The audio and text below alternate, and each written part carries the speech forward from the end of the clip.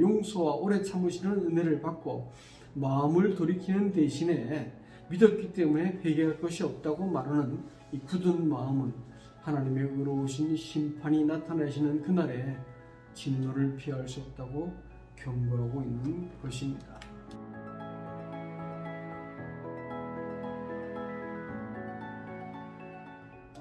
여러분 안녕하십니까? 오늘은 로마서 2장 5절 말씀입니다.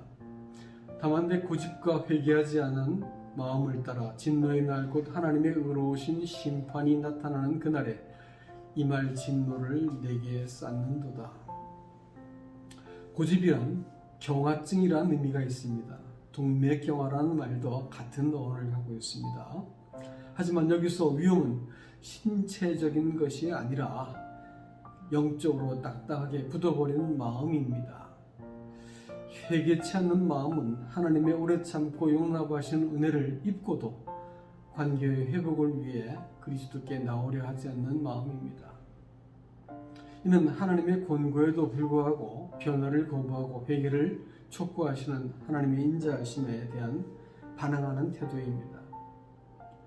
자기가 잘못한 줄 모르는 그 사람을 용서해 준다고 해도 고마워할 리가 없습니다.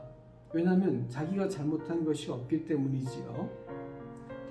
그러므로 죄인인 줄 모르는 사람이 하나님을 믿는다고 해도 자기 길을 고집할 뿐 아니라 결코 하나님께 회개는 하지 않습니다.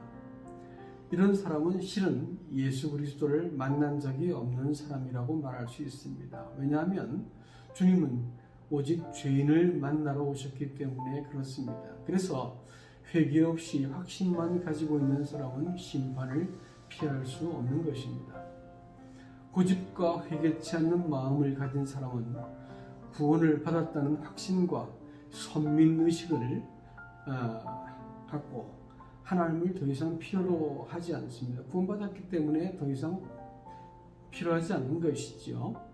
그래서 돌이킴을 거부합니다. 자기 마음대로 살고 싶어서 하나님이 간섭하시는 것을 원치 않습니다. 이는 구원을 자격증처럼 여기기 때문에 나타나는 현상입니다. 요한복음 5장 24절 말씀은 누구든지 내 말을 듣고 나 보내신 이를 믿는 자는 영생을 얻었고 라고 했는데 여기서 사람들은 믿으면 영생을 얻는 것으로 이해합니다. 그러나 본문은 완료형이 아니라 현재형으로 써서 있고라고 되어 있습니다. 즉 믿는 자는 영생이 있고라는 것입니다. 이 말씀은 영생이 획득되어지는 것이 아니라 아들을 통해 현재 아버지와 맺고 있는 관계의 결과가 영생이라는 것입니다. 따라서 이 말씀은 관계가 현재형으로 유지되고 있기 때문에 영생이 있다라는 그 의미인 것입니다. 그러므로 하나님과 살아있는 관계 대신에 믿었기 때문에 구원을 확보한 것이라고 믿는 것은 성경적이지 않은 믿음입니다.